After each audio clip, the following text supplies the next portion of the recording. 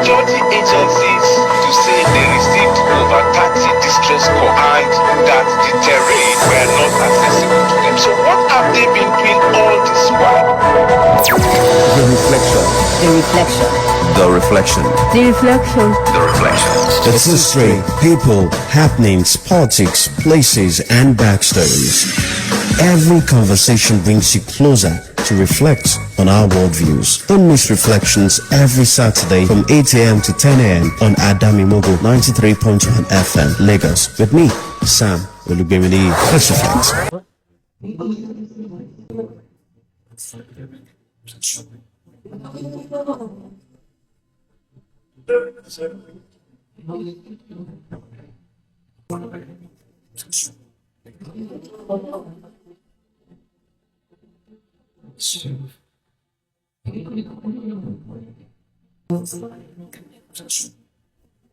Sometimes it is good that we tell ourselves the pure truth.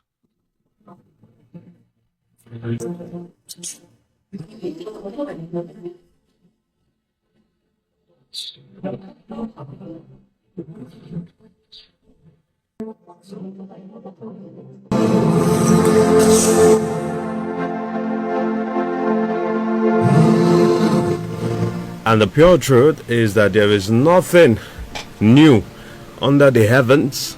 There's nothing new in this earth. And so if you go back in time, you would realize that almost every single thing that is happening right now is an advanced version, or perhaps a new tale of something from our past. If you tuned in, very early, you would have had the piece on vote buying on our special Africa Declassified segment. And as much as a lot of people do not want to agree on this, I sometimes argue that would Nigerians have voted for the late MKO Abiola if it was not overtly generous? Is there a possibility that Nigerians voted for him without looking at, oh, this person is really generous, this person spends a lot of money? And then you also look at the other side of it. People were taking money from both sides. They say, oh, God, give us money, and then we need to help him mobilize, and then they do all of that and then go to the other party and then still set up something to get money. It is the way. It has always been the way. And that's why it takes more than one individual to change. Yes, it takes more than one individual to change. We need the family unit. We need every single person to make that change so that Nigeria can be a better place. Good morning and welcome to Reflections on Adami Mogo 93.1 FM. If you're tuning in for the first time, let me welcome you and also say a happy new month to you. It is the month of August.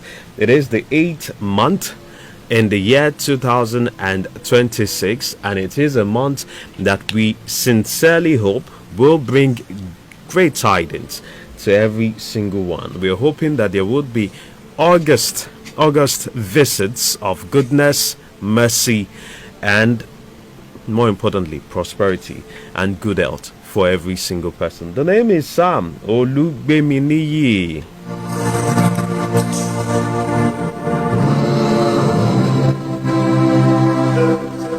And this is Reflections on Adami Mogo 93.1 FM. This morning, without wasting any further time, I'm going to be getting into a conversation that would interest quite a lot of you. Well, there is a brand new party. Yes, a party that the courts, a federal high court judgment, delivered on the 23rd of June, unequivocally ordered INEC to issue a party known as the CDA, that's Citizens Democratic Alliance, with its certificate of registration as a political party within 7 days. Well, we understand that that judgment was given to INEC on July 1. That's the CTC of the judgment, and the deadline for that, expired on July 8th. Well, there are lots of questions. Has INEC now complied? What is the issue with if there is there any delay with compliance? What are the issues, and what does this really mean? But then you also look at what is the CDA. The CDA describes itself as a progressive social democratic party with the motto liberty, equality, and unity. Well, according to the party, it says that it has a vision that Nigeria will work for everyone. Interestingly, the national chairman of this party is somebody who a lot of you who have been following Adami Mogo 93.1 FM are quite familiar with, because we've spoken on several issues, and this morning we will touch on quite a number of issues. But he is also very popular on social media, especially if you track political affairs. He is Honorable Tamuno Tonye in Yoruba. We call him Tonye Barcarnista. Good morning, Tonye Barcarnista. Good to have you join us this morning on Reflections on Adami Mogo 93.1 FM. Good morning, sir. It's actually an honor. Yeah. To always be on your show. Yeah, I know that the last time we spoke, you had hinted that you are no longer fully with the People's Democratic Party, and that we should expect that something will be up. And I think that it's quite interesting that we should take it off from here, because you're almost synonymous with the PDP. A lot of people who know you as a long-time member of the PDP. And when we now talk of CDA, some people say, are perhaps thinking, is this like a branch of some sort of the PDP? But first, let's get into why did you take the final decision to quit the PDP? Well, and for context, I became a member of PDP in 2006, and between that time and up till 2024 April, I have been at the forefront of reform. Now, by 2016, I appeared before PDP Constitution Amendment Committee, and I made lots of proposals. Unfortunately, I submitted the memos and everything. Well, I will not say they were not considered, but I will say it wasn't considered by the leadership at that time. So we kept on, and but something interesting which I must point out, most people don't know, but of course I have to say this now. Sometimes around June 2023, after the general election and the new president, then President Tinubu was sworn in, there was a meeting by the PDP national leadership involving the national chairman, the governors, principal officers in the Senate, NWC members, former governors, and other stakeholders, and myself, I was invited to that meeting. Okay. To score the expanded NWC meeting of the PDP. Okay. There and then I made a comment, which that was when I realized that my time was almost over in PDP. And I told them, I said, look, a political party is sustained by its ideological direction, not by personality courts, not by the outcome of an election or the prospect of victory. And I made it clear again, I said, if an institution is not sustained by an ideology, then that institution is bound to fall. Then I made a closing remark that Chief Judge was there. I made a closing remark, and I said, if at this juncture, some of us have made our contribution, and but there are people at the ends of affairs.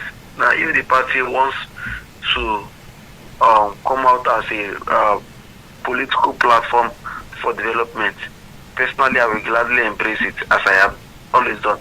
However, if the party chooses to follow the same path that leads to nowhere that it has been following since 1999, then I will have no choice but to allow it sink. So you're implying that the party has been on a journey with no clear direction since 1998? Yes. Why have you said so? Yeah. Why have you said so? Well, when you were introducing CDA, you made mention of CDA being positioned as a progressive social democratic party. Yeah. Now, every political party must be defined by an ideology. Ideology sustains any organization, whether it's a political party, whether it's a corporate organization, no matter what it is. Now, the PDP was formed then on the basis of return to civil rule. But beyond that, I don't think any Nigerian then and now can pinpoint what PDP stands for. What is the ideological direction of PDP?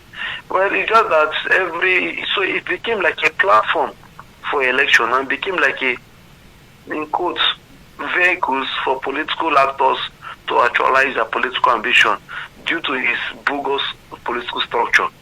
But, but political parties should not exist because somebody needs to win an election. Political parties should exist because they want to translate their ideology, their blueprint into development. And citizens should be able to tell the direction of a party or of a party in government the moment they start campaigning, and even from the first day of formation. So, for instance, now if you look at the UK, the Reformed UK is a right-wing party. Yeah. The Restore Britain is a right-wing party. The Conservative is a right-wing party. But the Labour Party is center-left. The Liberal Democrats is almost to the left. So every party have an ideology. Anybody that goes to the ballot to cast a vote for any political party, they have a direction of where they feel the country should be. But in Nigeria, since 1999, we are not blessed with that, unfortunately. And this is why political parties, political actors easily switch parties because no ideology. So it's not like it's about individual or group ambition and political comfort at a particular point in time. So even today, look at all the parties, for instance. Mention all the parties, you see how people are just moving up and down. Yesterday, somebody said it was of ABGA, later PDP, and later Labour, and ADC. Oh, ADC was not the best thing after sliced bread. The handshake, before I knew it, NDC. Now, I'm not trying to diss anybody, but I'm just bringing the reality in Nigeria that we cannot sustain. But Tonye, do you really think that Nigerians, organization or political party in this context must be able to get it right for a society to get it right? I've never seen any country in the world, and I stand to be corrected. But Tonye, operate like us and the experience development. All right, but Tonye, I hope you can hear me, Tonye. Yes, I can hear you. I said, but do you really think that the Nigerian electorate cares so much about our ideology? Okay. Because your party is not the only party, because we would eventually come, to the ideological identity of your party. But your party is not the only one that has come out to say, oh, we are driven by ideology. You have AAC, you have several other parties, even the socialist, the Social Democratic Party. A lot of parties will claim that they are driven by ideology. And you've seen how they've panned out so far, which begs the question, the Nigerian electorate, do they really care about ideology of political parties? Okay, without trying to be, I'm not trying to be arrogant, and I'm not trying to be boastful, but I'm trying to be factual. It's not about saying we are a social democratic party, or we are a social liberalist, or we are progressives. It's about action. Now, most of these parties, oh, we are ideological, we are this, we are that. Again, have you seen, did they publish policy papers that truly defines what they stand for? Do they promote their governance blueprint and manifestos? When they go out to the Nigerian people, what do they tell them? Do they tell them about, did they just stop at the failings of the incumbent government at a particular point in time? or do they go to an extent to talk about their ideological leaning, their position, their on every subject, and how they intend to govern when in power? Now, not just by rhetoric, but in practicality. Is there any document that serves as a social contract between the people of Nigeria and them that they can be held accountable to? Again, is a question that everybody knows the obvious answers. So it's not like it's for CDA. We are not just saying, oh, we are progressive social democrat. In fact, I took my time to actually train and enlighten our team about progressive social democracy, what we stand for, and all of that. Now, if you go to our website, for instance, apart from the About Us page and everything, you'll see 2 policy papers on state police and parliamentary system of government, which are our fundamental promise for Nigerian people. They are published. Now, our manifesto is on our website, not just on our website. Anybody that comes in contact with CDA, the first thing we do, we give you the manifesto, we give you the constitution, we give you the policy papers, and we'll keep publishing more policy papers. Because again, people should not just elect CDA because somebody is young, somebody is handsome, somebody is not handsome, or people can speak good English. But because what they see promises. And again, sir, just like in business, I cannot come to you and get a contract in your organization without you first asking me, go and submit a proposal and your company profile. Then you now come for engagement.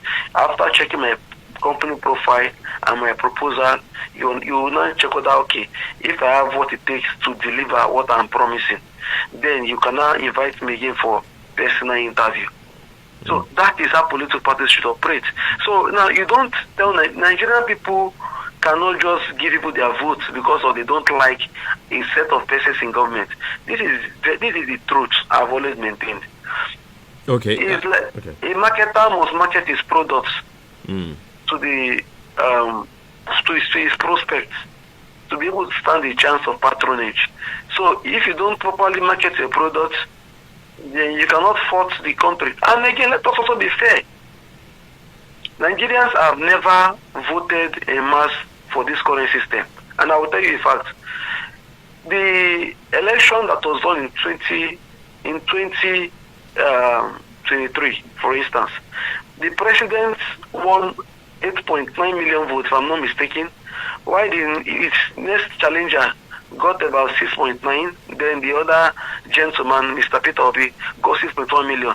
Now, total number of votes they all collated, combined, was about 24 million. Meanwhile, the total number of registered voters in Nigeria, as of then, was 93.7 million. So that means almost 70 million did not vote for any of these candidates.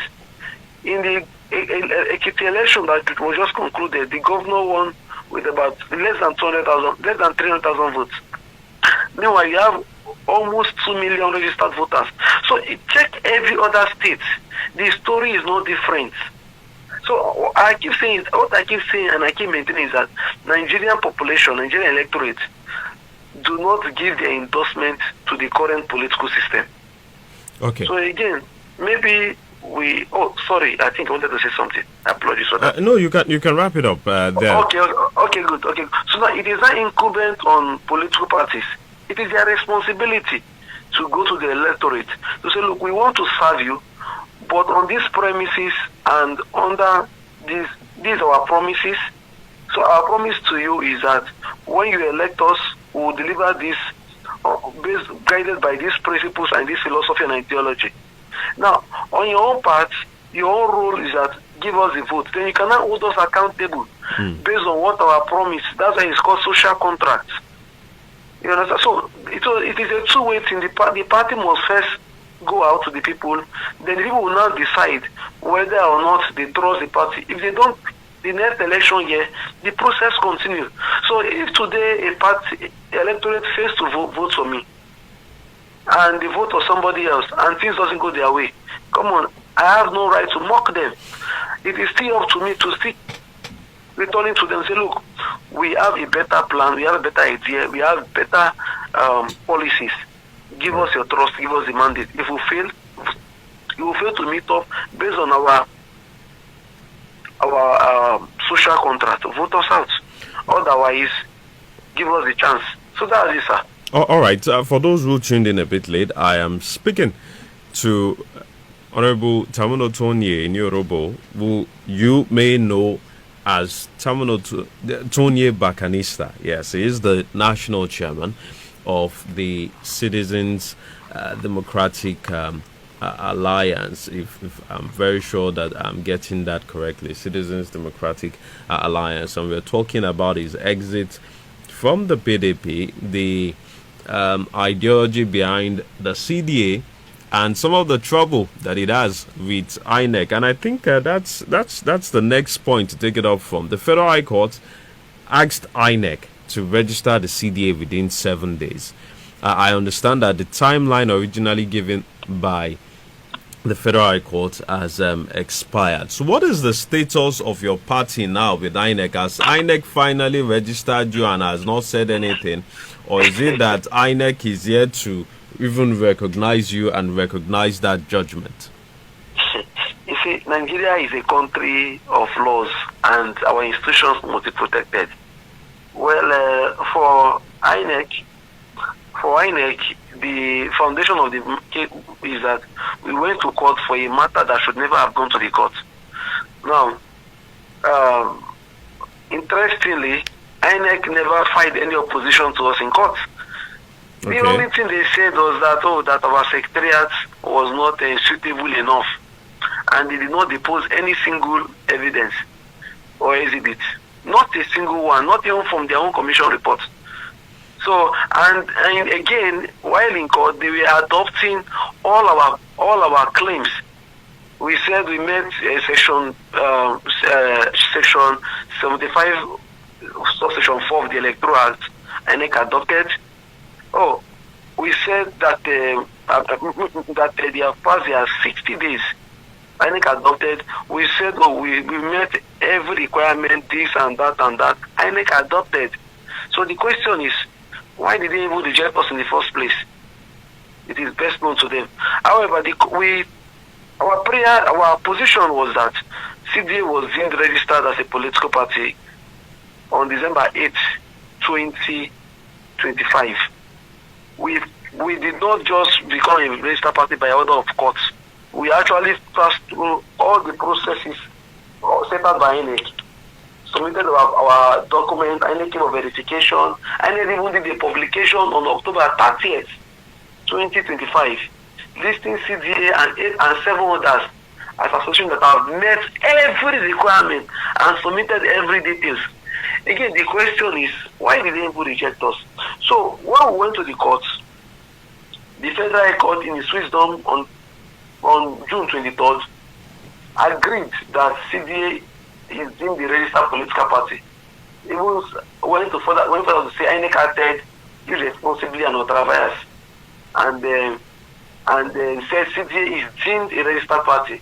Now, the court only ordered INEC to issue CDA certificate of registration and include CDA in the register of political parties. As INEC complied, the court said, okay, comply with this judgment within 7 days of service. On the 1st of July, we served INEC the judgment. 7 days expired on the 8th. Yeah. Today is on the 1st of August. This is 1 month after. Yes, INEC is here to comply. But for us, we are not one of those that will just come out and start constituting nuisance in the political space. We believe that the laws are there, our institutions are there, and we'll address everything within the ambit of the law. INEC, so we have our options. So what options are you looking at now? Are you pursuing this to a higher court? No. We are not the ones to pursue to a higher court. We won.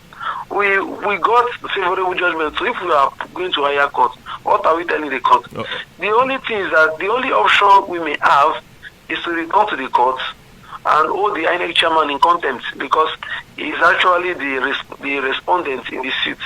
So he is actually the INEC chairman is supposed to enforce the judgment. You understand? So that is the option we have. Except INEC choose to appeal. Now, we are not afraid of appeal. Like we discussed with our legal team, myself and some senior officers we discussed, we are not afraid of appeal.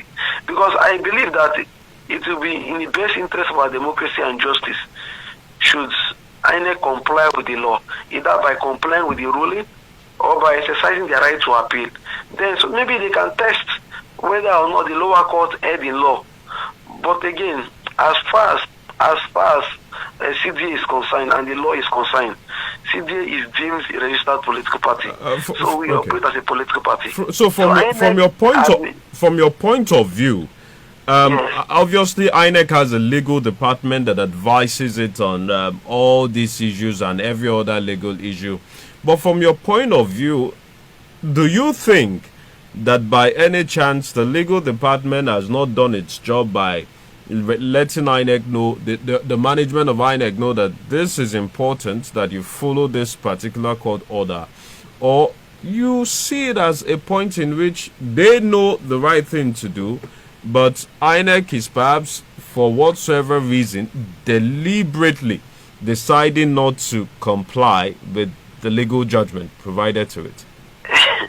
You know, I cannot speak on the internal workings of the party, of the commission, but what I know very well is that the commission have a legal department, and the certified true copy of the judgment is even on our website, so it's downloadable. It's a public document, and if I were to be in the shoes of the commission, or if I were to advise INEC, I honestly didn't see any reason for delay. Maybe they are studying it, maybe they are busy with something, but again, the law will always say. You see, let me say this clearly again. When we are unfairly denied registration, I went to the commission to pick up our letter of rejection, and they were like, don't worry, take out next time. I said, no, not like take out or next time. The commission have spoken. They've already made their administrative decision. But the law will speak. So this is what I still hold on to now. INEC issuing CDA certificate or not, it's just an administrative action. So it doesn't affect the legal status of CDA. Understand? However, the law have a way of addressing certain behavior and misbehavior by any individual or organization, including a federal agency. So again, like I said, sir, we have our options, and the law of Nigeria provide for remedies. Okay, but you know, interestingly, I recall that during the Ibadan Opposition Alliance Summit, there was a specific declaration about the chairman of INEC, Professor Ankweton, who interestingly is also versed in law, so the part of the declaration was that this man is not capable or objective enough to conduct the 2027 elections. Now you then see a pattern in which not just you, but quite a number of people have said, oh, there are certain judgments that have been brought forward, but INEC has refused to comply. Do you think this is just a coincidence? Or does it seem like INEC is deliberately trying to narrow opposition or narrow the number of parties that will take part in the 2027 elections? Okay, well, for a start, we as a party, we always avoid personalizing issues. The reason is because I engage with INEC as an institution. So beyond the chairman, a chairman come and go, but the institution remain. Now, while I wouldn't speculate on whether or not the chairman, the honorable chairman, is interested with discharging his duty as an unbiased umpire, I would say that the signs and the kind of his body language and positioning, they are not favorable to what is expected of him, especially holding such an important decision at this critical time. Notwithstanding, I would say that the INEC as a commission cannot and do not have the capacity to stop, prevent, or narrow opposition in Nigeria or any part of the world. Now, they can do the administrative decision and take administrative action, but political parties have the knife and the yam to decide on their fate in the electoral system. For us, CDA, because of the circumstances of time and because of the fact that we suffered a lot of institutional damages and suffered some prejudice as a result of the legal tussle, and then by the time our case was dispensed, the timetable for feeding of candidates was already closed. So we are not in a hurry to feed candidates.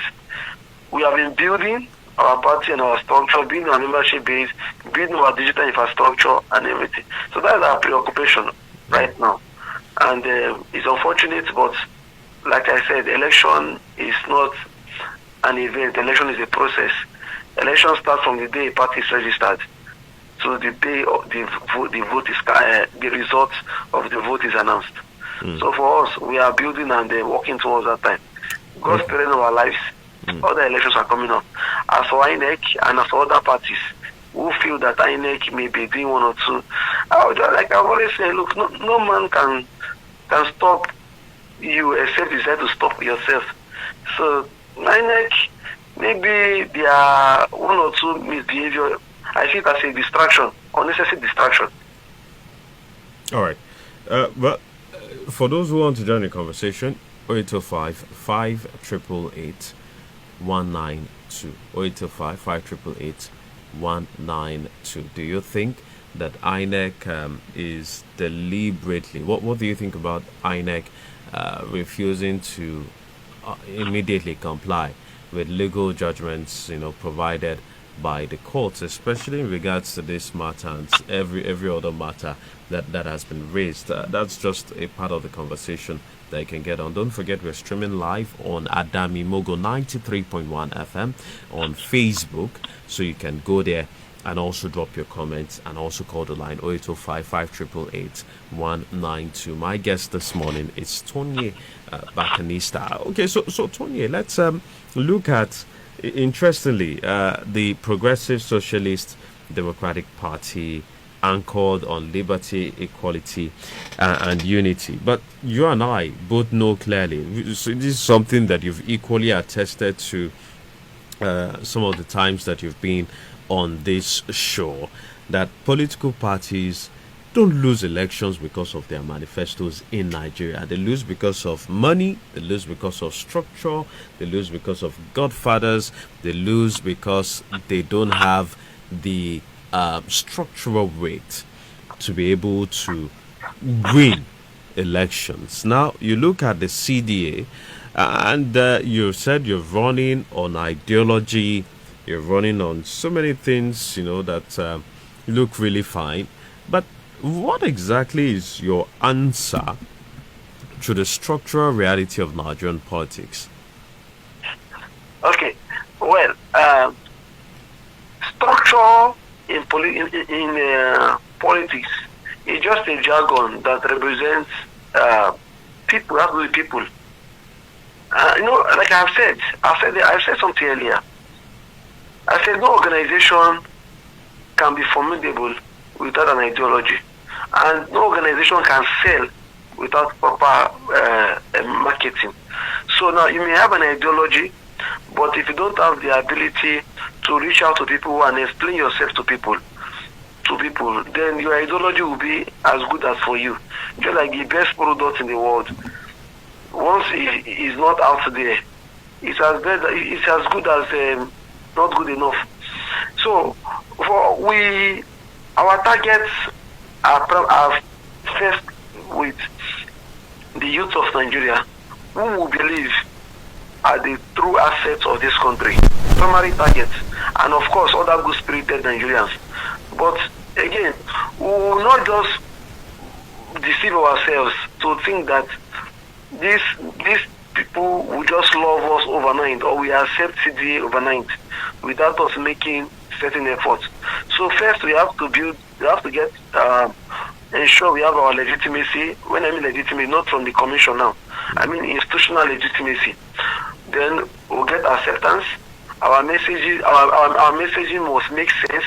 Our vision must be clear. Our plans must be accepted and adopted by the ordinary people.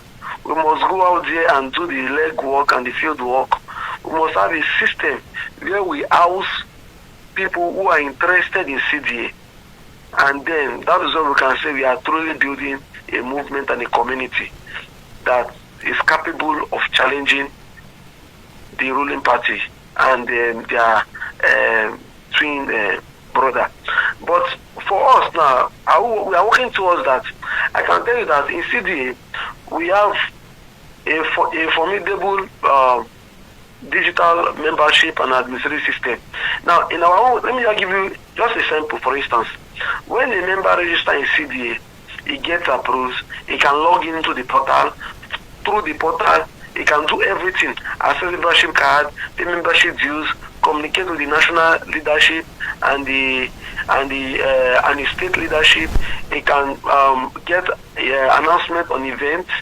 He can book tickets for party events. I mean trainings, town hall meetings, congresses, meetings, and all. So apparently there is an ecosystem where he can actually go and where he can actually just a click of the button express his or herself, and again that will keep him or her glued to the party and also make the person involved in the running of the party, in the party administration. And also, so unlike some others or a few others where members don't even know what is happening except they read on the newspaper, in the case of the CDA, every member is aware at every point in time on what is happening and his own involvement.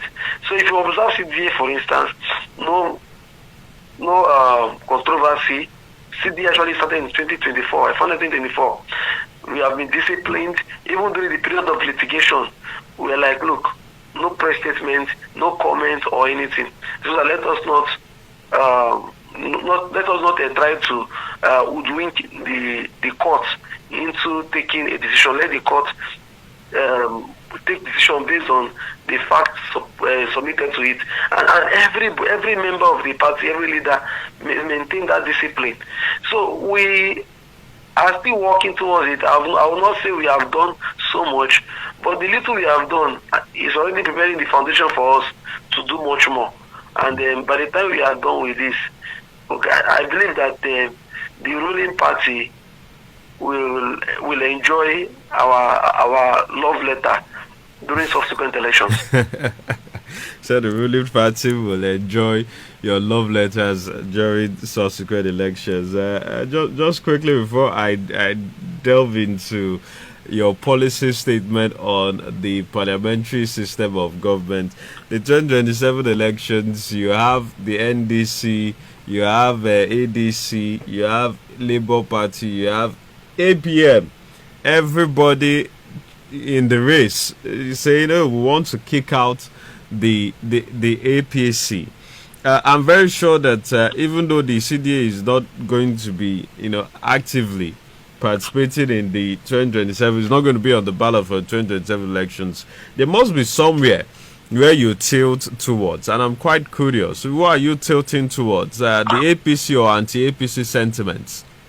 Okay, well, we are not anti or pro any of the parties. We are, well, for the election, the CDA may take a position if we see a political party that espouse the ideology or share the same value with the CDA. Otherwise, we are not drawn by personality cults. We are not, again, and let me also make this clear. One of our principles is that we maintain that the status quo as currently is, whether those in power or those who were in power before, or those who want to be in power but express the same kind of system, they say the same thing. That we say, look, this status quo is not sustainable, so we will not encourage it directly or indirectly. On the day of the election, well, if CDA as a party do not see any of the political parties with a shared ideology before the election, well, our members will just exercise their right to decide what they want for themselves. But as a party, we rather preserve our institutional reputation, integrity, and position than to just join into the bandwagon and start endorsing. And because every position we take, we must defend. So we don't want to take a position that will not be able to defend. And let me also say this clear. Opposition politics is not about being anti-government or pro-government. It's about espousing alternative views that are better, views and policies that the citizens will consider to be better as alternative than what the ruling government or the ruling political actors are preferring. So, for instance, let me just move a little bit. For instance, when the president sent executive bill to the National Assembly on the state police proposal, we studied the bill and we wrote our policy paper. And part of where we disagree with the position, with the proposal of the President of the National Assembly is first, we agree with the state police. That is fundamental. But we say, look, you cannot just give the state power to own their police. Then without allowing fiscal federalism, without allowing them to control their resources so that they can properly take care of the police. That is one. Then two, you cannot say you want to allow state police while having a national police council that superintends over the police in the state. Then appointment of police commissioners by governors will be approved by the National Police Council, a federal agency. Then that means you are just giving with the right and collecting with the left hand. So say, look, if the state should have their state police service commission that deals with recruitment, appointment, and all of that. Why there should be a national police council, a federation police council that will involve the president, the governors, and other principal actors in the country. Now, the role of this national federation police council is just to set out a general guideline for the state police to adopt and to follow through guidelines. Now, they are not involved in the day-to-day administration. They are not involved in appointment, dismissal, recruitment, remuneration, or what have you. So there's a general guideline. Then the states, each of the states will now follow that guideline so that the country, so that there will be a uniformity in terms of guidelines, but not in terms of appointment, recruitment, or what have you. So again, these are proposals, and we also have other proposals. So our ideas for all, we believe that it will best serve Nigeria. So rather than the governor of the state looking for the federal allocation that is peanuts to take care of state police plus other responsibilities, which we know that will be literally impossible to do, and they will just turn to just senior vigilante. They just allow the state should have their resources. Then they pay royalties to the government. What do the government even need so much resources for? When, of course, every road are in communities, health centers are in communities, schools are in communities. So the local government and the state government, they best take care of these responsibilities.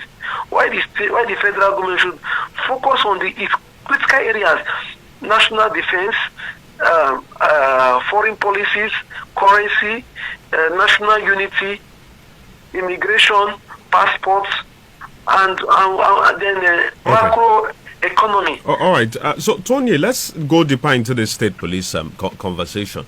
Now, some states presently still struggle to pay salaries.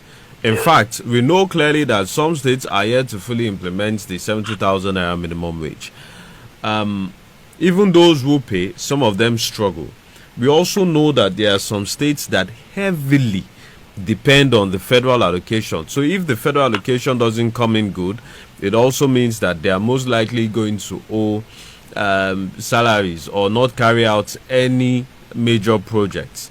How are we sure that states, or some of these states, or states in the category that I've described, will be able to sustain state police without having another underfunded institution,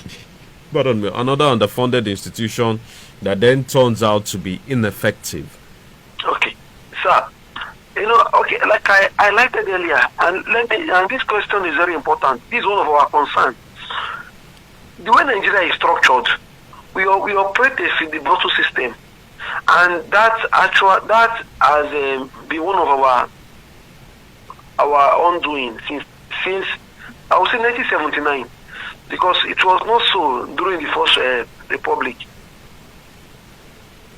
Every state should be allowed to make money, generate money, go into their mining, give mining license, generate electricity, and run the economy. But in Nigeria today, states are not allowed to. So what the state has best do is collect IGR, and the federal government get this money, then share it to state plus the oil revenue and everything. So for instance, if you have let's say lithium, you have lithium in your state, you cannot just give out mining license or make money through it. You have to depend on approval from the Federal Ministry of Mine and Steel. If you have this, you have to operate on that. Now, that has created lazy governance at subnational level. So that is why it appears like everybody just waits for the oil money. Let the oil money come, or let the tax generated from Lagos State, let them come, let us share. So you see Lagos State generate almost 1 trillion naira annually, and the state, well, they generate 10 billion naira, 40 billion naira annually, but they don't mind, because at the end of the day, they will still get money from what has been generated from Lagos and from other states. So now, all this, every state in Nigeria is blessed because we have the population, so market we sell, we have mineral resources, we have good weather, we have everything. The only thing we lack is our fiscal system. And if the government will support the current government, if the current government would allow fiscal federalism, I am telling you, no states will struggle to pay salary. Salary is just because every state governor or government, we know that their performance will depend on their innovation and their management. So there is no free money anywhere that will cover them, or somebody will say they will go to the federal government and defer to the ruling party for the government to give them some money and everything. But Tonye, that obviously is not going to happen immediately. Why? And the approach with which we're looking at this state police matter, one can assume that we are looking at implementation within another 1 year or possibly 2 years if the government is really serious about getting this to work. Sorry for cutting you, sir. The question is, why can't it happen now? It's not a big thing. It's still the same constitution that they are amending for the state police. Amend it alongside.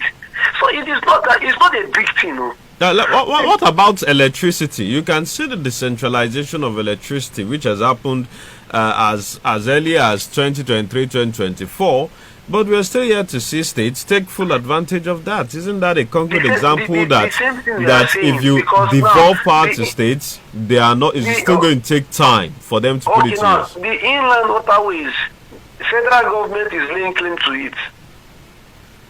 So how do states make money? Now, how will states make money through electricity generation and distribution? when the other fiscal structure support unitary style of revenue generation. You see, you cannot give a man a clipper to go and shave his hair and then use a cutlass to cut off the head. There will be nothing to shave. That is where we have found ourselves.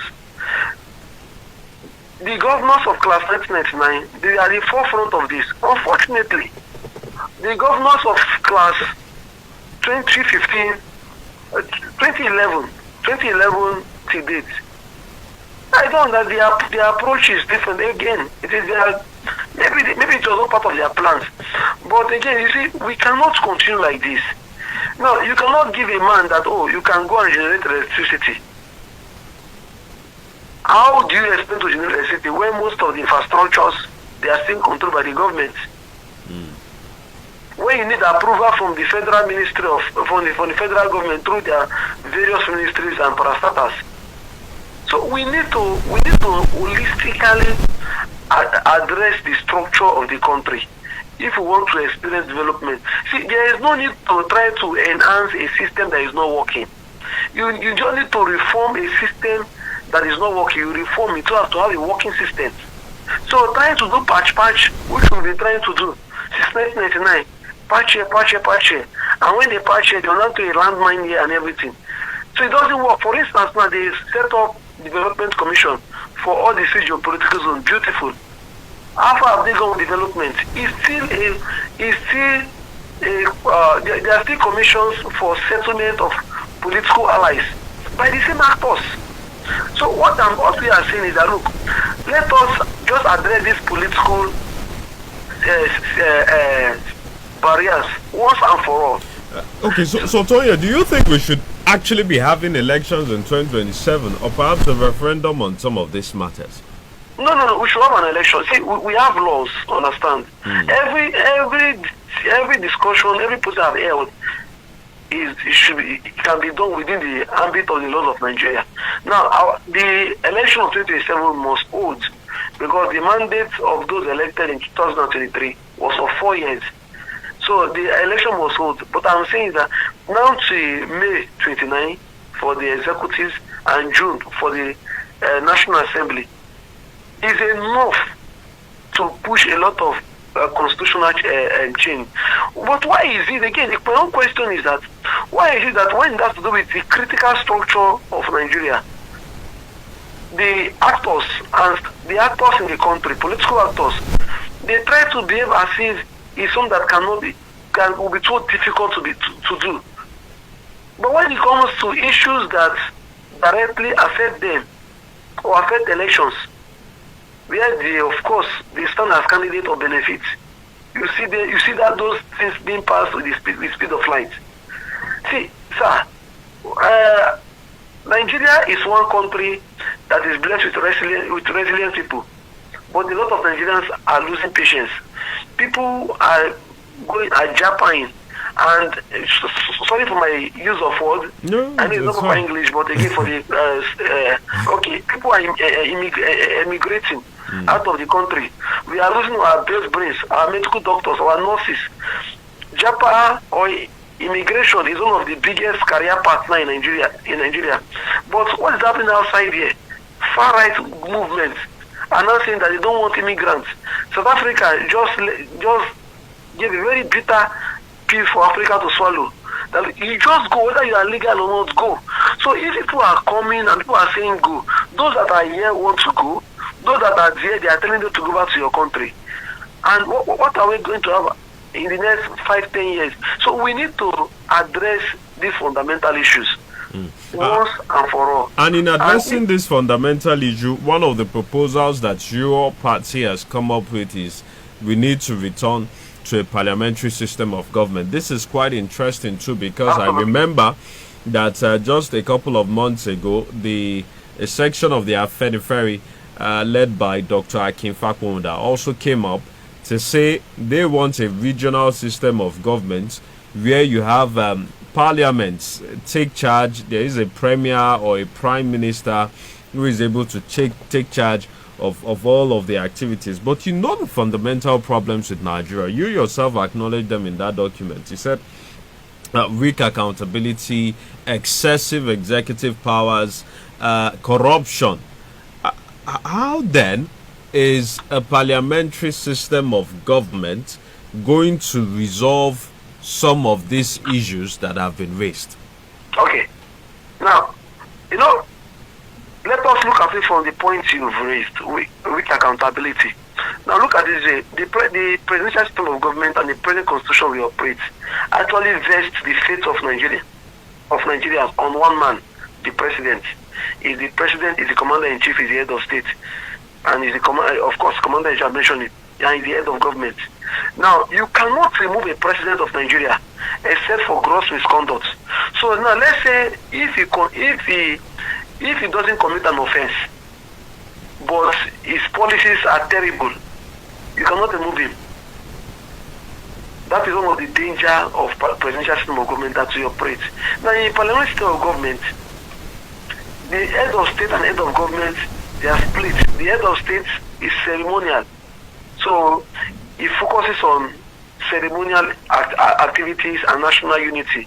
He has no policies, he doesn't campaign and whatever. But the government is run by the prime minister, who must always appear in the parliament because he's first a parliamentarian, and from within the parliament being the leader of the largest party that form the government, or the leader of the coalition party. He becomes the prime minister himself, alongside his ministers, maybe except one or two technocrats. They are members of the parliament. Every single day they must defend their policies, accountability. Now they must enjoy the confidence of the people through the parliament. The day the policies is going K-leg, is going one side, and people do not understand what is happening again, a vote of no confidence is passed. The government collapses. Passed by whom, Tonye? No, a vote of no confidence is passed by the parliament. Now, the difference is that people will say, oh, the president of Nigeria today, or a president of Nigeria today, I'm not trying to personalize the incumbent, but people can say a president of Nigeria today, or a president of Nigeria will always control the National Assembly, yes. But in parliamentary system of government, because you don't have the knife and the yam, in the current context, the commander-in-chief and the president hold the knife and the yam. So the National Assembly have no choice but to bow to the executive. But in parliamentary system of government, the executive is actually must have a symbiotic relationship with not a master-servant relationship anymore that exists in the kind of system we operate with the parliament. So they know their place, and people, the government knows that should they lose the confidence of the people or the parliament, that they are out. So it's every day the government must explain their policies, defend their policies, not through a spokesman, but the prime minister himself. Okay, let's take for instance the current political actors in a parliamentary system. President Bola Ahmed Tinubu as prime minister now. The president has continued to provide justification for his policies, and some of them have results on paper. So how then? Okay, you also have Nel Fund, for instance, which is also part of the policy of the president. The removal of subsidy, according to the president, has provided more funds to states, ensured that there's a bit more economic stability, and people can come in, investors can come in. Then the things the president has also said is the floating of the naira has helped to restabilize our foreign reserves, from around 3 billion when it came in to almost $52 billion now. So obviously the president has a lot of things to defend his policy, but again, you then have a lot of people on the streets who are complaining bitterly, and I'm very sure that if we open the phone lines, majority of people may, based on what we've seen in the past few episodes, would also complain about the president. So if the president was the prime minister, he has put up his defense consistently, and he holds a majority in the parliament, how is he going to be dissolved? Okay.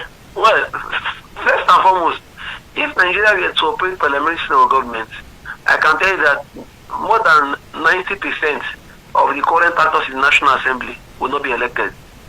This is because in parliamentary system of government, unlike the current way we operate, it is very difficult to live because every individual, because there is no presidential candidate that everybody will say, okay, let us vote or down ballot. Because of one candidate, like for instance, in last election, because of Obi, people won election. Because of Tinubu, people won election. Because of Tinubu won election.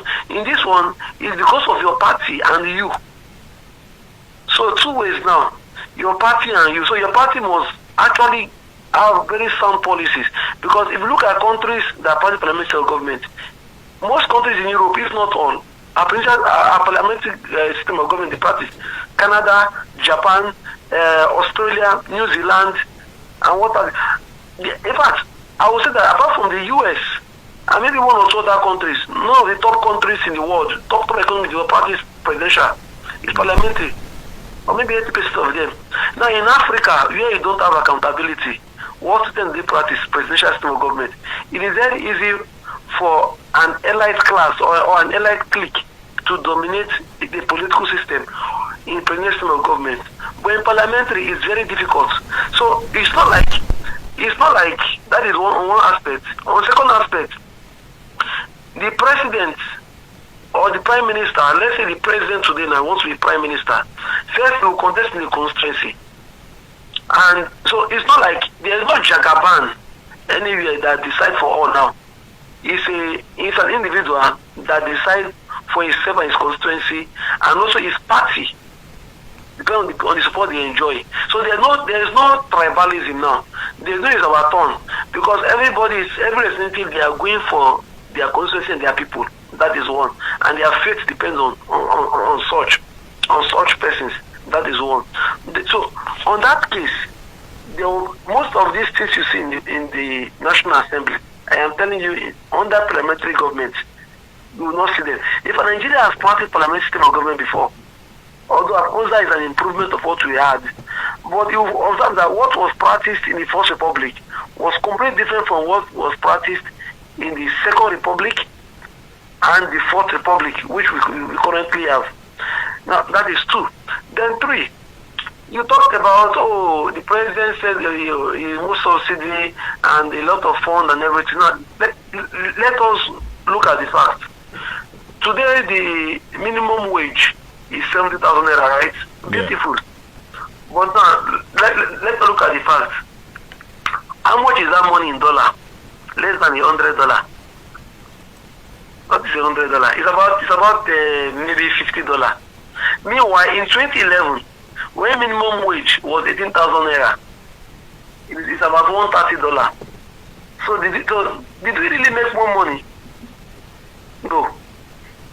Look at before now, when minimum wage was 18,000 naira in 2011, 2012, a bicycle, a motorcycle was sold for 120,000 naira, brand new. Today, minimum wage is 70,000 naira. That same machine goes for 1.5 million, 1.3 million. So you see, in one aspect, you can use your 10 months minimum wage to purchase it. In another aspect, 1 year minimum wage cannot buy it. All right. So we have no, sir. Sorry, sir. You talk of the nail funds. Yes. How much is it? How much is nail funds? Let us even convert to purchasing power. How many textbooks can it buy? How many? Let me leave textbook aside. How many foodstuff can it buy? 10 years ago, specifically, 20 years ago in 2006, what your 10,000 naira can buy, your 100,000 naira today cannot buy it. So we just add increased figures, but we did not become richer. There is no money available to Nigerians. Now you look at our GDP of 2026 is poorer than our GDP in 2014. I think we are about less than 350 billion, if not two. But in 2014, we are almost $500 billion. So the country did not improve, sir. The only thing is that we experienced inflation and we had good figures on our hands, and those figures were chasing little things. Biscuit now cannot, 15 naira cannot buy a biscuit anymore. Unlike before, you can use 5 naira, 10 naira to buy a loaf of bread, 2,000 naira. Loaf of bread then, 150 naira, 200 naira. So we are not so, the president can say what he wants to say. He's a politician, he's an incumbent, he wants to seek re-election. But in the true sense of it, his policies have been failures. No new refinery, no new city in Nigeria, no new anything, no serious infrastructure. The one that they are doing, let them account for the money. Look at the amount that they budget for the infrastructure. Even at that, what is the quality? All right. Every time they do picture, they do content creation and everything. But when we sit down and analyze the facts, they've not done anything reasonable. To be very honest with them, and I dare to say it anywhere, that this government is one of the worst in the history of the country. I'm not saying that the predecessors they are better. His immediate predecessor was not better. But I think he has beat his immediate predecessor's record in terms of being the worst. Look at insecurity. People are being killed. See, sir, a government must be responsible and accountable. We don't any government that sing his praise. What do you expect? A man will always say, "I have done well," even when they know that they have not done well. But the fact is for itself. Look at rule of law. Look at today now. You see, everywhere is tight, and people are giving up. In Nigeria now, young people are now saying school is scam. School is not scam, but because of the system has made educated people look like unreasonable people. So the younger people are feel that education after all is a scam. Okay. So sir, I will say with all sense of responsibility that this government of President Tinubu has performed below par. Okay, and in clear terms too, you're also implying that if Nigeria was running a parliamentary system of government, Ashwaju Bola Ahmed Tinubu would either not be prime minister or perhaps would have been kicked out. Well, I would say with all sense of purpose that a parliamentary system of government will actually make life difficult for most of these political actors to even come into power. Because it requires people who are sound, disciplined, and serious in political and governance business. But the downside to that is that Nigeria, like the United Kingdom, may end up having 7 prime ministers in 10 years. Well, again, which is better, having 7-10 prime ministers in 10 years, or having 1 or 2? Not so, let me know if it was incompetent, but not so competent leaders that will ruin the lives of the citizens of the country and push us 50 years back. Look at today now. Before now, I remember 10 years ago, 15 years ago, 20 years ago, 15 years ago, we travel interroad. Most of our travels were interroad. The big men take flight. But now everybody take flight because nobody wants to move on interstate again. Sorry, interstate I mean, not interroad. Nobody wants to go interstate anymore through roads because of the danger. So again, and you see a colonel in the army of the intelligence unit of the army was tracked and killed. So if such a big man, how much more the younger people, how much more the masses. So again, sir, I will say again with also the responsibility that the kind of system of government you operate, and incidentally is operated by most of the sub-Saharan African countries that are not doing well. This is the system they operate because it keeps elites in power.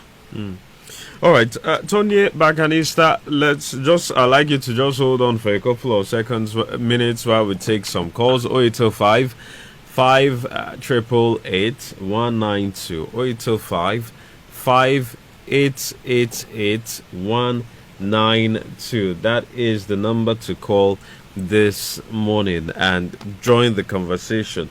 Tonye Barcarnista has thrown in quite a number of posers, raised some statements. You've moved the conversation from his exit from the PDP to the ideology of the CDA to the position on state police and parliamentary system. And even before I posed the question, he has categorically said that this government is one of the worst government administrations Nigeria has had in recent times. A lot of things have been said, and you can either ask your questions or react. 0805 5888 192. 0805 5888 192. Let me tell you that we are also on Facebook. We're streaming on Facebook, and so you can also drop your comments on Facebook. Hello, good morning to you. Good morning. Yes, good morning to you. Please turn down the volume on your radio set and tell me your name. Okay. I can still hear the echo. Should I office? Yes, please put it off. Put off your radio. Okay. I'm going. Okay, so what's your name? Hello, my name is Sam from Kodo. All right, go on, please. Please, this man is a PDP member. Sorry, hold on. Okay, so please, when you turn down the volume on your radio set or leave where you are, you can please call back. Please, we shouldn't be doing this all the time. You leave where you are, or you turn down the volume on your radio set, because this thing will continue to play back and echo back at us. Okay. Hello, good morning. Hello, good morning, Mr. Sam. Yes, good morning to you. Damlola from Alaba. I can get that voice clearly. Yes, you're doing this morning. Oh, great. And you too. I'm fine. I love your guest. I agree with him, but he came to speak like a political analyst, not as a politician person.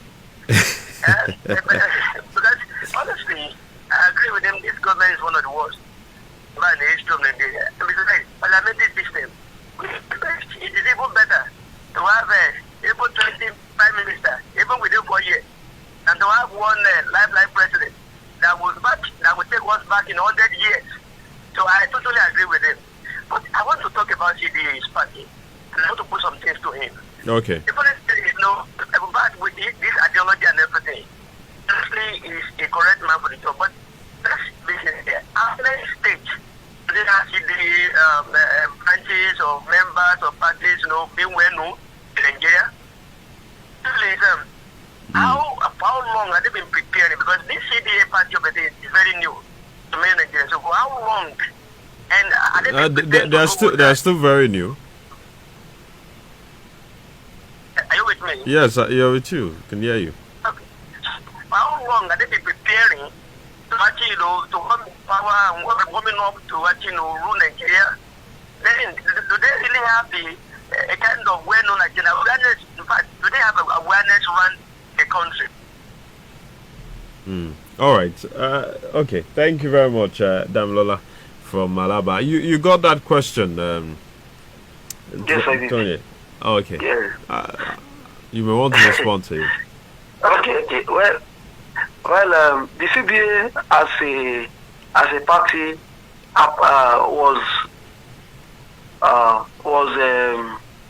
vetted actually in 2024, and between 2024 and 2025, we just focused on getting the legal stand, and unfortunately, the INEC decision actually caused a lot of institutional damage. So we are supposed to actually participate in this election cycle, but again, God knows best. As for our readiness for governance, we are ready, but readiness for election or for electoral contest, we are building our structures and working towards it.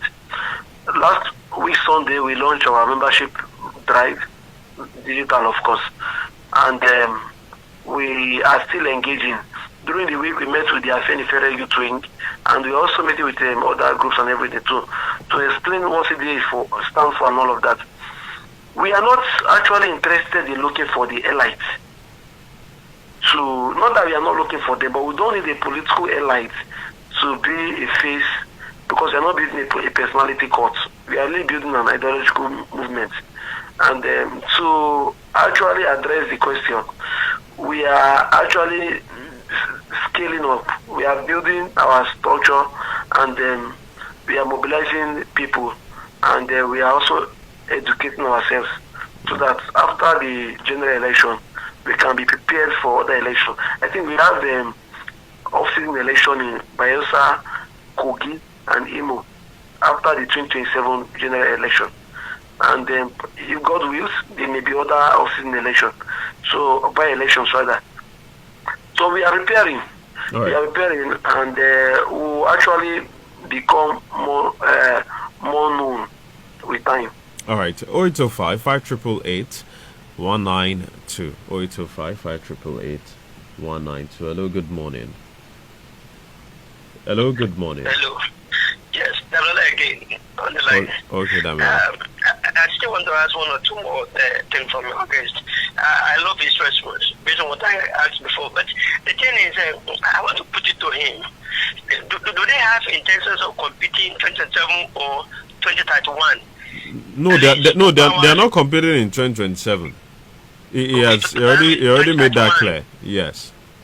Okay. Now the last one is this: with powers and principalities in Nigeria, because we have cabals, others, unknown identities and bodies, governing Nigeria, secretly undergroundly. Now the thing is, with all those principalities and powers in Nigeria, will CDA? Okay, Damola, I'm not sure what happened Okay. at Well, that the point. question, let me just like no power is bigger than the power of the people. That's just it. So Okay. yes, again, actors are at liberty to plan scheme and try to stop it. It is their right, all right. as long as they operate within the ambit of the law. All right. However, Okay. democracy is about the people. Okay. All right. Hello. Good morning. Hello, good morning. This is Tonye from Ibadan. All right. Please go on. Yeah, your guest has actually spoken well. But I not agree with him that President Tinubu is the worst president ever. Nigerians has always produced the worst. We should pray that the next election, that even the one we are going to produce, if it is not Tinubu, it's not going to be worse than Tinubu. Because nobody ever believes that we'll be able to survive Buhari. Buhari did 8 years, we are 2 years. Tinubu came in now, Tinubu is doing worse than even what Buhari did. I think he cannot, he's only doing his best. It's what he can see that he's doing. So that is me. I don't have any question for him. Parliamentary system of government actually fine. It saves a lot of money, and it gives us options, and it gives the people the power to choose whichever leader they want. All right. So nobody will be loading it over us the way it is, and nobody will be merging the electoral system, because the parliamentary system of government actually articulate how the system of government will be run, and from the for me, parliamentary system is more democratic than the presidential system of government. All right. Thank you. Thank you very much. Let's keep the calls coming in this morning. Olaleke Olutoyin, Mustafa Ishaka, Sidikat, Omolola, Abdugani, Alaro. Thank you very much. Eri Jesu, good morning to you too. Happy New Month to everybody. Ademi Ajikobi is saying, I agree with the speaker, but they are all birds of the same feathers. Vote him in now and see the worst. Tonye, yeah, they say vote him in now and you see the worst. How do you want to assure Nigerians that that the CDA and those that the CDA would be presenting in future elections would not fit this particular narrative? Okay, well, like first and foremost, the CDA is distinct in the sense that we don't just criticize, we don't just critique, we actually provide solution. And but beyond the solution, we should be judged by our actions, by our internal administration. Now, let me say this, sir. For the purpose of fact, the CDA is one party that is very financially disciplined, institutionally disciplined, and administratively committed. Internally, we have a robust financial framework where all our officers involved in the finance, for instance, everyone covered that goes in CDA and comes out have trail, and we have a digital platform where they are entered, reports automatically generated, and it can be queried by any individual, including members of the party, just with the click of the button. And again, we also have the intention of publishing, I'm talking of transparency now, of publishing our annual financial reports every year. Will not fail. However, for now, we have published all our documents, including the certified true copy of the judgment on the website. So people can read. People can read our policies. People can read our manifestos. People can read our constitution. People can read everything about us. And people can judge us by our own action, the way we run our party. Because you cannot give what you don't have. If you cannot run a disciplined and progressive organization, they should not be entrusted with the destiny of people. All right, 08055888192. But right now, we need to quickly take some messages. Once we are done taking those messages, we will continue the conversation. Most likely wrap things up with Tonye Barcarnista, national chairman of the Citizens Democratic Alliance, actually real name being, government name being Tamuno Tonye in Yoruba. Okay, let's take these messages now. When it comes to moving goods across the world, speed, safety, and trust matter. At Aero Global Logistics, we don't just move cargo. We connect continents and power your business. From China to Lagos, Toronto, and beyond, we deliver with unmatched precision. Air freight, sea freight, door-to-door delivery. We've got you covered. With Aero Global Logistics, you enjoy fast customs clearance, seamless shipping, and end-to-end supply chain solutions. Check out our offices in China, Hong Kong, Taiwan, Dubai, US, Canada, and Nigeria. Visit us today at our Lagos office at number 14 Osolowe, Ajao Estate, Lagos, or call +234 706 842 1510 or WhatsApp us at +234 802 354 0257 or call our China office +86 180 1185 0713. Aero Global Logistics, bringing the world to your doorstep. àǹfààní láti dé fún gbogbo ènìyàn láti donílé lórí. integrated land market state tún ti kóre tuntun dé o. àtònílé àtàlejò ẹ̀bọ̀ wìtìwìtì ilẹ̀ wọn tó wà nítòsí pápá aláǹtóye Fáṣọlá phase 2 tí wọ́n tà ní 1.2 million naira wọ́n ti fi sílẹ̀ ní 500,000 naira per plot pẹ̀lú 10 bags of cement lọ́fẹ̀ẹ́. títí di ìgbà wo àti pé èlò lówó document. láàrin ọ̀sẹ̀ méjì péré ni o bẹ́ẹ̀ ni kò sí hidden charges kankan lórí ẹ̀ ọ̀fẹ́ ló bá dé plot kan 500,000 naira pẹ̀lú 10 bags of cement lọ́fẹ̀ẹ́ tẹ́ fi ṣe foundation àgàgà tẹ́ bá ra éka kan 3 million naira ní 60 bags of cement ló wà lórí ẹ̀ tẹ́ fi parí ilé ẹ̀sìn lè san díẹ̀ láàrin oṣù 3 sí 4. èyí pọ̀ ṣé kò jìnnà sí títì ṣá. Fáṣọlá phase 2 gbangba ló wà iná débẹ̀ ọ̀nà débẹ̀ kò sí wàhálà omi kò sí wàhálà ààbò tètè yálà pé nọ́mbà yìí tàbí kó lọ sórí WhatsApp 070 3002 7084 070 3002 7084. Integrated land market state ti kórede. As everything come be for Nigeria now everybody dey try say make e be farmer. You know say if to chop comot for suffering na chicken in the rest be. Many people wey don do farm work dey regret because they no sabi the right way. But now sha I don bring good news to come una domo from Westco Farming Company. Westco Farming Company fit help you find land wey good for wetin you wan plant. Na dem go plant am for you. Dem dey plant cassava, pineapple, plantain and banana, groundnut, yam, maize, pepper and tomato, palm tree, rice, cocoa plus including all kinds of fruit. Dem dey do seminar for those wey wan sabi farming wella. Westco Farming Company go help you plant and even monitor am for you. Make gain come boku for your pocket. Westco Farming Company tanda gidigba for number 74 opposite UBA roundabout, Ijebu-Ode, Ogun State. Telephone 0810-483-9867 and also 701-500-6836. Westco Farming Company and them sabi farming.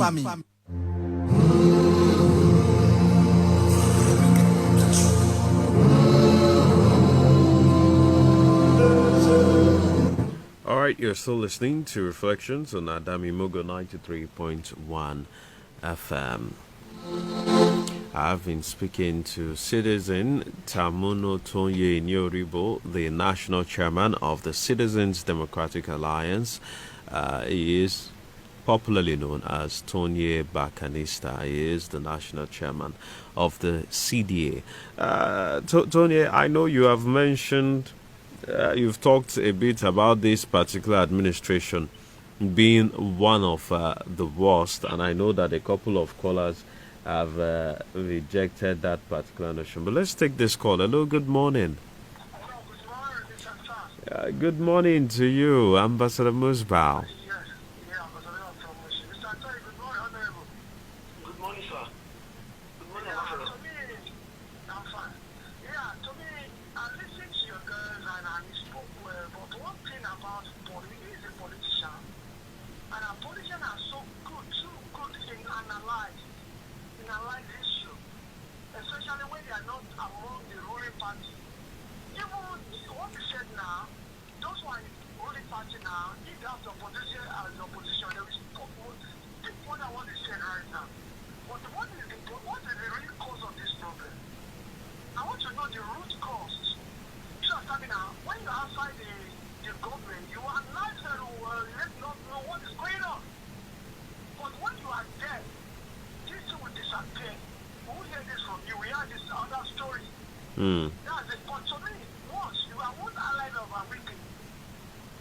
Now, what's the root cause between you and him now? Is it because of the political politics in this store? That's why you are not much better. Okay. And what you see, hello? Yeah, go on. Yeah, that's my first question. Second question is that, now, what do you think inside you that the solution to the Nigerian problem? Because, not as a politician now, what's the real cost of this problem? Is that the politician are selfish, or they don't know what it takes to rule this country? Remember, you are part of them before. You are part of the people that rule this country. So let me stop there. If I know, All right. All right, thank you very much, Ambassador Musbao. You're going to have less than a minute to answer that question because, yeah. Well, okay, first of all, I think when I joined PDP in 2006, I was 19 years old. So I don't know if I was part of I was just a member of PDP. I've never held any government position ever in my life, not even mine. That's one. So I don't know. Then secondly, to correct an impression, I was never a wiki ally. I was a member of the PDP. And as a PDP member, it is my responsibility to, of course, to promote the interest of the PDP. I've never worked for wiki, whether as an aide, in any committee whatsoever, directly or indirectly. So, and my politics has always been about press. So, for instance, in 2023, wiki supported that after he lost the primaries, he refused to support the party's candidate. But myself, I did not, Wike did not bring me to politics. Wike is not my political leader, he is not my God, he was there, my governor. But beyond that, it was not my principal, it was not my employer. I have always done my own personal business. So there is nothing wrong between me and Wike. We've not done anything before. What joined us together was our PD membership. Oh, okay. Okay, so quickly, the second question, it says when you are outside of government, your analysis and your takes on government is usually spot on, but that usually when politicians then get into governance, they become completely different. And he wants to know what's the cause of that. The difference between a critic and one who is really serious in being an alternative is a solution. Why one analyze the issues, condemn, or will not take this, the other one do not just stop at analyzing the problems and offer a solution. Now, again, I've said it countless times. No party in Nigeria have published a policy paper on any subject in Nigeria before. Well, I don't want to outrightly disagree with you, but I'm very sure that the AAC has done that quite a number of times. Well, so it will be interesting to define to that policy paper. No, that is one. So again, so the difference between a job seeker and a qualified unemployed person is preparedness. Now, in our own case, we are not asking for power. if we wanted power, very easy, we would have forced our way to participate in the election, go into coalition, and we have that chance to be in power. But we actually prepared, our party is actually being prepared to be a government in waiting. Thereby, we will not just get power, but we will also implement our social contract to the people of Nigeria. Okay. Now, we have always been now. Why is it that government or political actors feel when they get to power in time past? It's simple, because there was no plan ab initio. So it was only criticism and bogus promises. No specific plan. But again, in CDA, we are different. We have specific plan. We have how it should be done, when it should be done, and the phases. So, and any day, any time, we can stand at any fora to defend our position. All right. And to advance our social democratic agenda for Nigeria. All right, thank you very much, Tonye. I have this message from Mrs. Akiri. I hope I got that correctly, from Adamo, saying good morning to your guest. According to Nigeria's mentality, we always elect the worst presidents into power after every election. But I'll disagree with you on the current president. He has done his best so far. Now, just to wrap it up, I know that you've talked about the parliamentary system. You've talked about devolving more powers to the states so that the states can run their states independently. You've also said we run a feeding bottle system where everybody gets allocation. But yes, the president also referenced this several months ago and even several weeks ago, where he said, see, there's more money going to the states. Yes, I take all the bullets, but I also think that you should get across to the governors too and hold them responsible, including local government chairmen in various places across. But by your assessment, is there any excuse whatsoever for the governors and the local government chairmen right now to not perform better than what they are doing? Okay, well, let me start with the president. I'm not trying to attack him, but again, a man who takes more than almost 60% of the share of the piece of meat should not be asking people to actually who took less than 50% accountable. That's one. However, that should not excuse those are the subnationals and the local government. They have also failed. Now, they did not, even with the little they get, which I consider little because Nigeria has the potential of getting so much. But with the little they get, they've not justified it. And as a Christian, they cannot justify, if they are not faithful with the little, then they cannot be trusted with plenty. So with the little they get, they will not justify it.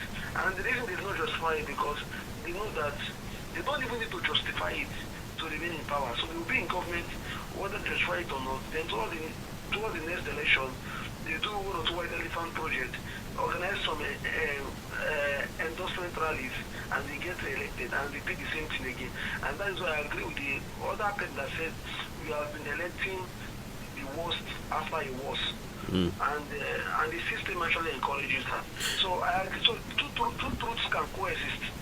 The governors and the subnational and the local government, they failed. The president vote of no confidence on them. That remark was spot on.